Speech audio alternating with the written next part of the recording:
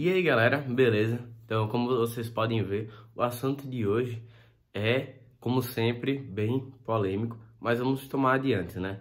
Então, a CLT é um problema crônico, principalmente, né, para os empresários, tanto daqui do Rio Grande do Norte quanto do Brasil inteiro, né? A CLT se aplica em todo o território nacional, obviamente, e ela é o principal motivo, acredito eu, depois de ter estudado o que eu estudei, ter lido os livros que eu li, ter lido vários artigos, eu acredito sim que a CLT é o principal problema do nosso país.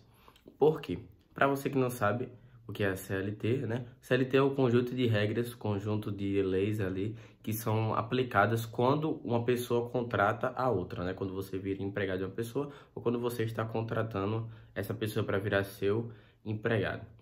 E aí, com isso, né, geram diversos empecilhos, como por exemplo, né, você ter que dar, por exemplo, direitos que você não pode negociar com o seu funcionário, por exemplo, porque a CLT é basicamente o contrato pronto que você já tem, você não pode, tipo, mudar muita coisa ou quase nada do que tem ali quando você vai contratar ou você está sendo contratado, né?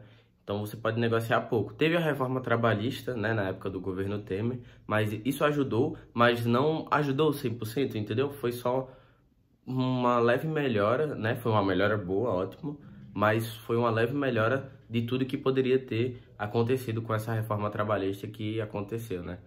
Então, ela trava justamente esse setor empresarial, que é o setor que dá vida ao nosso país, é o setor que sustenta o Estado e é o setor que paga as pessoas como deveriam ser pagas, né? Então, ela complica a vida do empreendedor porque ele não pode negociar com seu funcionário, por exemplo, quantos dias de férias, não pode negociar com seu funcionário as horas de, basicamente, de trabalho dele, entendeu? Não pode fazer diversas coisas que em outros países, por exemplo, que não tem CLT, como a Finlândia, como a Nova Zelândia e tudo mais, que tem leis, entre aspas, bem mais frouxas em relação ao trabalho, tanto para o contratante quanto para o empregado, entendeu? São bem mais de boas lá. Aqui, com a desculpa de proteger o empregado do patrão malvadão, né? Sempre tem essa dicotomia, essa dinâmica de dizer que o empreendedor é o vilão da história, mas certamente não é, né? O que acontece aqui é que os políticos acham que a gente não pode tomar nossas próprias decisões, nós com nosso cérebro pronto, já adulto e tudo mais, ou até um jovem que está ali no menor aprendiz, não tem capacidade de negociar da melhor forma, a forma mais vantajosa para ele trabalhar naquela empresa, entendeu? É isso que o Estado vê quando a gente pensa sobre a CLT. Acredita que a gente é um bando de criança e que nós não conseguimos tomar nossas próprias decisões. E aí cria essas leis com a desculpa de nos proteger, sendo que no final só acaba, né, complicando mais a situação do nosso país, que já é, sim, uma situação bem complicada, justamente, né, por de vários outros fatores que não estão relacionados, estão indiretamente relacionados à CLT, acontece esses problemas da situação atual do nosso país. E não vai ser com programas sociais, não vai ser com esse tipo de coisa que nós vamos conseguir solucionar a situação econômica e social do nosso país. Vai ser sim o quê? Fazendo reformas, trazendo esse debate, essa discussão do que eu estou falando aqui no Congresso Nacional, ou na Câmara Municipal, ou até para a Prefeitura da sua cidade, mas que sim temos que colocar pessoas lá no Congresso Nacional, no Senado, né, na Assembleia Legislativa, que queiram sim discutir esse tipo de reforma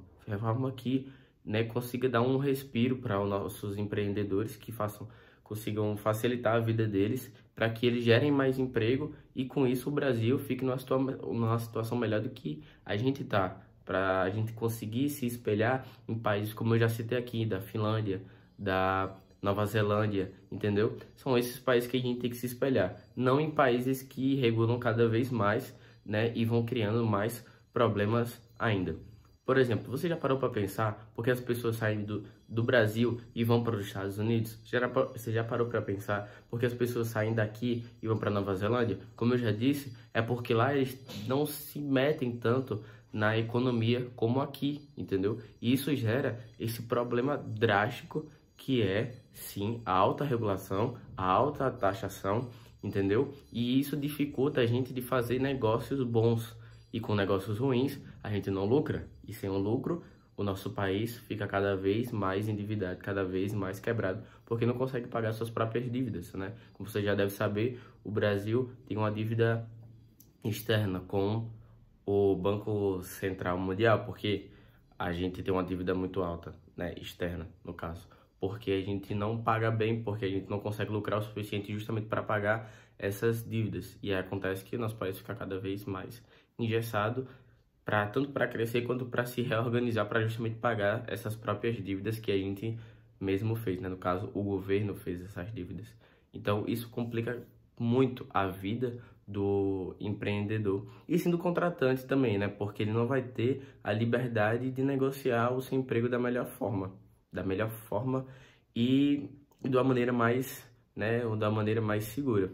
É outra coisa que a gente tem um problema muito grande aqui no Brasil, isso já também pro lado de ambos, né, ali do contratante e do contratado, que é a insegurança jurídica. Você tá aqui, você faz um contrato bonitinho, né, seguindo as regras do Estado com o seu empregado, e aí o que acontece? O Estado vai lá, muda uma lei, tá, não sei o quê, quem se lasca, ou se não, bota um novo imposto, quem se lasca? O contratante. E o contratante ou vai repassar isso para os funcionários dele, cortando o salário para ter que conseguir manter o pagamento da melhor forma ali, ou senão vai ser repassado pro produto final, que vai ser pro comprador, no caso, por exemplo. O empresário que contrata de novas 10 pessoas, entendeu? E aí se cria uma regra lá na CLT, entendeu? Que isso encarece mais o custo desses empregados. Então, o empresário não vai cortar o próprio salário, não vai cortar provavelmente também o salário dos empregados, vai repassar isso no consumidor final. Por exemplo, ele, sei lá, vende ventiladores, do jeito que eu estou olhando aqui para o meu ventilador, né? O ventilador que poderia ser, né, R$ 50, agora vai ser 60, 55, por quê? Porque foi regulado lá e ele passa para o produto final para vender mais caro para conseguir se sustentar e sustentar seus funcionários, entendeu? Essa é a lógica da economia.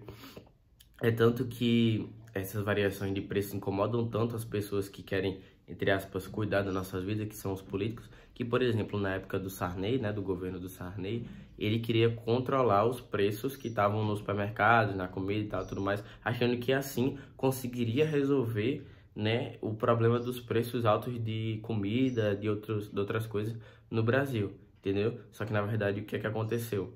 Ele impôs esse tabelamento de preços e tudo mais, impôs isso, né, conseguiu fazer, mas os supermercados não obedeceram, ou senão os que obedeceram, né, as pessoas pararam de comprar. Por exemplo, você vendia cebola por 5, por 7, 6, e agora está vendendo por 5, você tem um lucro a menos. Tipo, lucra menos por quê? Porque as pessoas vão perceber, pô, a cebola tá cara, eu não vou comprar cebola então. E as pessoas vão parar de consumir tanto a cebola, entendeu? E aí o supermercado não vai comprar tanta cebola porque não tá vendendo tanto. Então, tipo, ele vai, sei lá, cancelar o contrato dele com aquele cara que vende cebola pro cara, entendeu? E aí as pessoas vão perceber que, então, o negócio é que não vai produzir tanta cebola porque as pessoas não estão consumindo tanta cebola, entendeu? E aí você afeta toda uma indústria porque você congelou os preços artificialmente. E isso foi um problema tão grande na época que o Sarney pediu para as mães de família, né?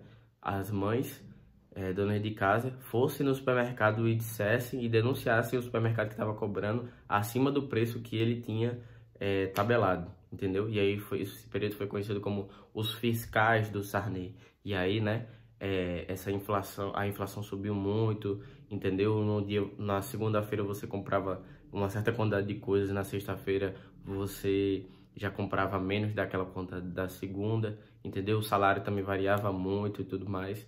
Mas foi um período de grande estabilidade nesse período no Brasil. E é isso que acontece quando você tenta congelar preços e tenta impor regras que normalmente não seriam feitas na realidade, entendeu? E você traz essas teorias que não funcionam para a realidade, como essas ideias de esquerda, ideias socialistas, e aí acaba acontecendo esse tipo de problema. Agora imagine quantas pessoas na época do Sarney e quantas pessoas hoje em dia ficaram desempregadas e estão desempregadas justamente por essas regras que são impostas pelo Estado, entendeu?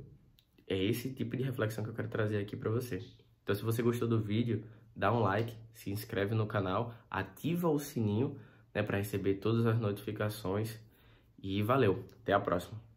É nóis.